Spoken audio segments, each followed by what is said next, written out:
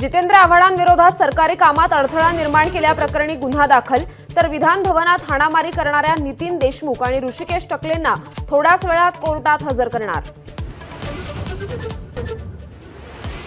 जितेंद्र आव्हाडांचं कार्यकर्त्यांसह मध्यरात्री विधान भवनाच्या गेटवर आंदोलन, नितीन देशमुखांना पोलीस स्थानकात घेऊन जाताना आव्हाडांनी पोलीस जीप थांबवली।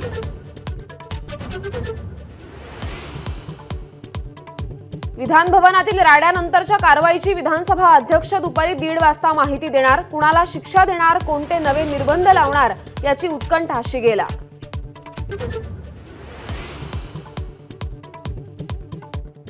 सहकार्याची चूक झाली, कारवाई व्हावी, विधान भवनातील मारहाणीवर गोपीचंद पडळकरांची प्रतिक्रिया, कार्यकर्त्याला रोखलं का नाही असा प्रश्न विचारल्यावर पडळकरांनी काढला पळ।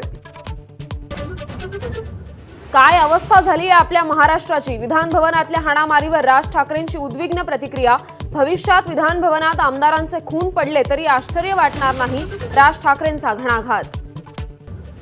विधान भवनात काल गँगवॉर झालं, खासदार संजय राऊतांचा हल्लाबोल, फडणवीसांनी आत्मचिंतन करावं, महाराष्ट्रात राष्ट्रपती राजवटीची गरज, राऊतांचं वक्तव्य।